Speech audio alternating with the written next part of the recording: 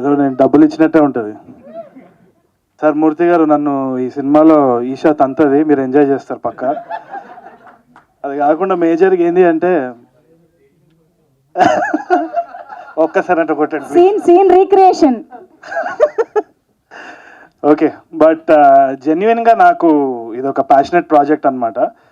చాలా మందికి అదృష్టం ఉండాలి to act and to transport life. అంటే ఇప్పుడు బేసిక్ ఒక సినిమా జర్నీ ఎట్లుంటుందంటే మనకు ఒక అవకాశం దొరుకుతుంది ఇంకో లైఫ్ లివ్ చేయడానికి. అంటే ఆ కల్చర్ అనేది మనకు అర్థమవుతూ ఉంటుంది, కొత్త మనుషులను కలుస్తాం, డైలాగ్స్ కానీ ఆ క్యారెక్టర్లో we start living that character, వాళ్ళ ఇంట్లలో వాళ్ళ ఫ్యామిలీ ఫ్రెండ్స్ అంతా కూడా. సో ఒక ఆపర్చునిటీ ఇంకో లైఫ్ లివ్ చేయడానికి.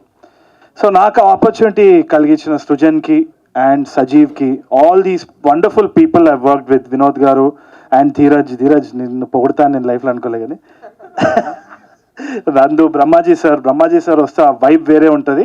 అండ్ తప్పకుండా బ్రహ్మాజీ సార్ అన్నారు కదా పేరు వస్తుంది ఈషాకి తరుణ్ కానీ, యాక్చువల్లీ ఫస్ట్ బ్రహ్మాజీ గారే టాప్. ఆయన వచ్చినప్పుడు అందరు విజిల్ కొడతారు. That's the way his character is అనమాట. చాలా బాగా చేసినారు అందరు కూడా. ఒకటేంది అంటే మనం అర్థం చేసుకోవాల్సింది ఏంటి అంటే డెఫినెట్లీ ఒక కామెంట్ అయితే ఉంది, ఇది రీమేక్ మళ్ళీ ఎందుకు చూడాలి అన్నది. So let's address that first.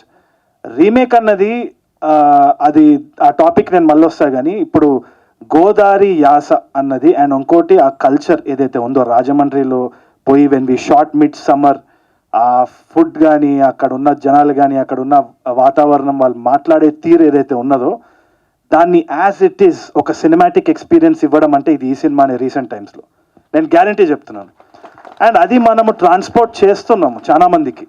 ఇప్పుడు నేను దానికి ఒకటే ఒక రీజన్ చెప్తున్నాను, why should we watch it అన్నప్పుడు, విజయం సూపరం పౌర్ణ్యమా ఏదో మలయాళం సినిమా వచ్చింది, మీకు తెలుసో తెలీదు. 100 రోజులు ఆడింది ఆ సినిమా, 100 రోజులు ఆడింది, ఎన్నో అవార్డ్స్ వచ్చింది. అక్కడ మలయాళం ప్రెస్ కానీ ఆడియన్స్ కానీ చాలా ఆదరించినారు ఆ సినిమాని. అది పెళ్లి చూపులు రీమేక్. సో ఒకటే చెప్తున్నా, ఇట్ డస్ నాట్ మ్యాటర్, దీంట్లో ఆనెస్టీ మీకు కనిపిస్తుంది, కనిపించకుంటే చూడకండి, నలుగురికి చెప్పని చూడొద్దని చెప్పేసి అంతే. అంతకంటే ఏం చేస్తాం. కొత్త టెక్నీషియన్స్ వచ్చినారు, we wanted to take a risk. దీంట్లో జెన్యున్గా ఎవరికి they came out of love, ఆ సినిమా అంటే ఇష్టము, ఈ క్యారెక్టర్ చేయాలని ఒక ప్యాషన్, అంత తప్పితే ఎటువంటి వేరే ఆలోచన లేకుండా. సృజన్కి కావాలంటే వేరే ఎవరో హీరో డేట్స్ తీసుకొని ఏదో ఒకటి చేయొచ్చు ప్రాఫిటబుల్గా, అంటే ఆన్ ద టేబుల్ ప్రాఫిట్స్ గురించి మాట్లాడుతున్నా.